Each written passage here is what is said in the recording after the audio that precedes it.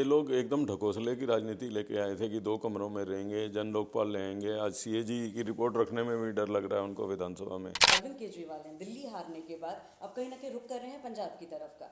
देख रहे हैं कि वहाँ हालांकि वो बोल रहे हैं कि भाई वो भी चाय पे चर्चा कर रहे हैं, विधायकों को वहाँ से बुलाया जा रहा है। जो सरकारी निवास हो उसमें पत्रकारों का जाना अलाउ ना हो, दिल्ली की जनता का जाना अलाउ ना हो, तो आप मानसिकता समझ सकते हैं उस मुख्यमंत्री की। आप यमुना की बात करें, लेकिन एक ग्रीन कवर भी एक दिल्ली के लिए इशू है यहाँ। लीडर और देश के यशस्वी प्रधानमंत्री नरेंद्र मोदी जी का हुआ तो उन्होंने उसको स्टार्ट ही ये जय यमुना मैया से किया।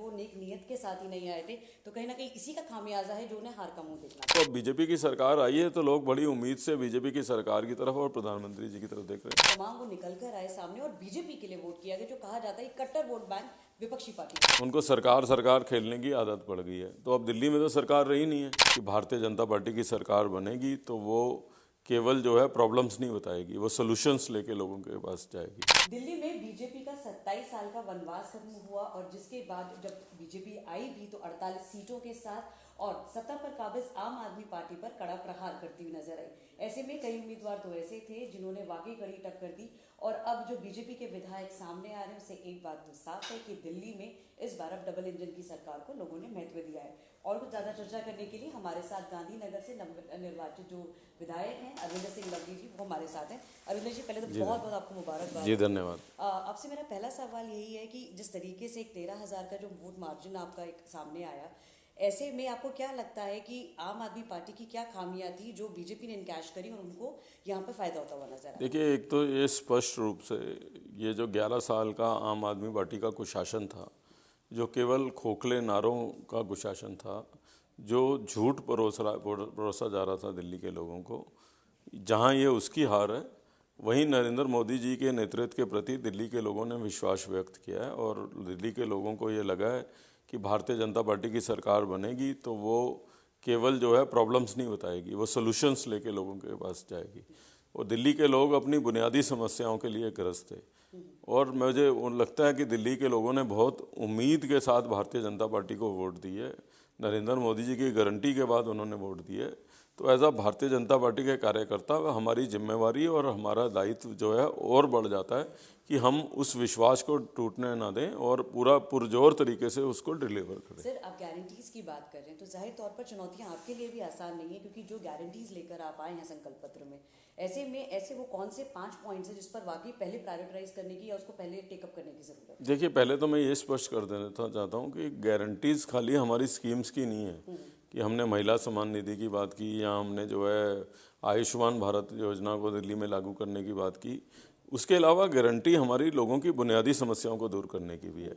अगर आप देखेंगे कि जीत के बाद जो पहला भाषण हमारे लीडर और देश के यशस्वी प्रधानमंत्री नरेंद्र मोदी जी का हुआ तो उन्होंने उसको स्टार्ट ही ये जय यमुना मैया से किया। तो हम वोट मिलने के बाद भी ये यमुना मैया कर रहे हैं, हम खाली वोट मिलने से पहले नहीं कह रहे। तो यमुना प्रायोरिटी रहेगी, एयर पोल्यूशन भी रहेगी। और सबसे बड़ा चैलेंज ये है कि एडमिनिस्ट्रेटिव कोलैप्स जो 11 साल में दिल्ली में हुआ है कि डिपार्टमेंट्स काम नहीं कर रहे, अफसरों को काम करने की आदत नहीं रही, डीटीसी हो, दिल्ली जल बोर्ड हो, अर्बन डेवलपमेंट डिपार्टमेंट हो, पीडब्ल्यूडी हो, इन्वायरमेंट डिपार्टमेंट हो, ये तमाम चीज़ों को जो है स्ट्रीमलाइन करने की ज़रूरत है। और मुझे लगता है कि हमारे प्रधानमंत्री जी का जो विज़न है और जिस तरीके से वो चीज़ों को परस्यू करते हैं दिल्ली में जो है, दिल्ली में खाली बीजेपी के लिए नहीं, दिल्ली के लोगों के लिए भी बेस्ट ऑप्शन बीजेपी थी। बेस्ट ऑप्शन बीजेपी थी। सर, आपसे मेरा एक सवाल ये भी कि जब आप मंत्री थे दिल्ली में, यहाँ पर आपने देखा था कि ग्रीन कवर हम लोगों ने देखा कि काफ़ी बढ़ाया गया था, उसके बाद से ग्रीन कवर में भी काफ़ी गिरावट दर्ज करने को यहाँ देखने को मिली। ऐसे में अब आप आएंगे, जाहिर तौर पर आप यमुना की बात करें, लेकिन एक ग्रीन कवर भी एक दिल्ली के लिए इशू है यहाँ पे। देखिए, डेफिनेटली इशू है, तभी एयर पोल्यूशन है। और एयर पोल्यूशन के लिए सीधे तौर पे अरविंद केजरीवाल और उनकी सरकार जिम्मेवार है, चाहे वो पब्लिक ट्रांसपोर्ट सिस्टम का कोलैप्स हो, चाहे रोड इंफ्रास्ट्रक्चर की बुरी हालत हो जिसकी वजह से डस्ट उतरती है। तीसरा रीज़न ग्रीन कवर का भी है। ग्रीन कवर के अंदर इम्पॉर्टेंट ये होता है कि खाली ग्रीन कवर बढ़ाना नहीं होता, जो ग्रीन कवर ऑलरेडी एग्जिस्ट करता है उसको मेंटेन करना भी होता है। आप अभी यहाँ से निकलिएगा, सड़क के किसी भी सेंटर वर्ड्स पे चले जाइएगा, आपके वो पत्तों के ऊपर 1-1 इंच मिट्टी मिल जाएगी। तो वो ग्रीन कवर का होना ना होना एक बराबर होता है। वो डस्ट जो है, आप पार्टिकल्स आपके अंदर जा रहे हैं, आपको जो है वो आप पोल्यूट कर रहे हो, उससे एयर पोल्यूशन में जो है ऐड कर रहे हैं। तो ग्रीन कवर को मेंटेन करना, वो प्रॉपरली वॉश होता रहे, साफ रहे, उसमें डस्ट ना उड़े, टाइल्स, तो ये सब चीज़ें हैं। लेकिन जिस सरकार का ध्यान ही केवल कोरे बयानबाजी में हो, केवल सरकार चलाने में हो, शीशमहल बनाने में हो, उनके पास फुर्सत कहाँ थी 11 साल में ये सब सोचने की। और इसी वजह से दिल्ली ने सबसे ज़्यादा सफ़र किया है। और लवली जी, आप जिस तरीके से शीश महल की बात कर रहे हैं, अब जो उनके अपने गुरु भी रहे अन्ना हजारे, लगातार हमने देखा कि जिस वक्त काउंटिंग भी चल रही थी, जब खबर आई कि केजरीवाल चुनाव हार गए, उसके बाद उनका बयान आया, बोला कि जब वो नेक नियत के साथ ही नहीं आए थे तो कहीं ना कहीं इसी का खामियाजा है जो उन्हें हार का मुंह देखना पड़ा। देखिए, ऐसा है कि ये लोग एकदम ढकोसले की राजनीति लेके आए थे कि 2 कमरों में रहेंगे, जन लोकपाल लेंगे। आज सीएजी की रिपोर्ट रखने में भी डर लग रहा है उनको विधानसभा में, तो सिक्योरिटी नहीं लेंगे, भ्रष्टाचार दूर करेंगे, आज हर चीज़ में इन्वॉल्व है। मैं तो लंबे अरसे तक मंत्री रहा हूँ, आप मेरे सरकारी घर में आई हैं, दिल्ली में आपको सैकड़ों आदमी मिल जाएंगे, अरविंद केजरीवाल से ज़्यादा समय तक सरकारी घर में रहा हूँ, दिल्ली में सैकड़ों हज़ारों लोग मिल जाएंगे जो कहेंगे कि हम अरविंदर सिंह लवली के सरकारी घर में गए थे। एक आदमी ढूंढ के लाओ। मैं तो आपसे ही प्रश्न करता हूँ कि आपने शीशमहल देखा है अंदर से? तो जिस शीशमहल को जो सरकारी निवास हो उसमें पत्रकारों का जाना अलाउ ना हो, दिल्ली की जनता का जाना अलाउ ना हो, तो आप मानसिकता समझ सकते हैं उस मुख्यमंत्री की। कैसे उम्मीद कर सकते हैं कि वो लोगों के लिए, और लोकतंत्र में ऐसी मानसिकता की कोई जगह नहीं होती है। सर, उसको क्या म्यूजियम बनाएंगे, जैसे आप लोग कह रहे थे कि अगर जीत जाएंगे तो? अब मुझे पता नहीं, वो तो जो भी सरकार बनेगी वो बनाएगी, लेकिन मैं आपको एक कोरी बात कर रहा हूँ कि किसी भी मंत्री को, मुख्यमंत्री को जब सरकारी घर बनता है तो वो सरकारी घर इसलिए नहीं मिलता कि वो ऐशो आराम के साथ मिले, वो सरकारी घर इसलिए मिलता है कि दिल्ली की जनता को उससे मिलने में कोई कठिनाई ना हो, परेशानी ना हो। अब लवली जी, एक बात ये भी सामने आ रही है कि जिस तरीके से अब जो अरविंद केजरीवाल हैं, दिल्ली हारने के बाद अब कहीं ना कहीं रुख कर रहे हैं पंजाब की तरफ का। देख रहे हैं कि वहाँ, हालांकि वो बोल रहे हैं कि भाई वो भी चाय पे चर्चा कर रहे हैं, विधायकों को वहाँ से बुलाया जा रहा है, तो ऐसे में क्या लग रहा है आपको, क्या रणनीति हो सकती है आम आदमी? देखिए, अब अरविंद केजरीवाल की प्रॉब्लम क्या है, और मैं समझता हूँ 11 साल में वो नेचुरली डेवलप हो गई है, आदत की बात होती है।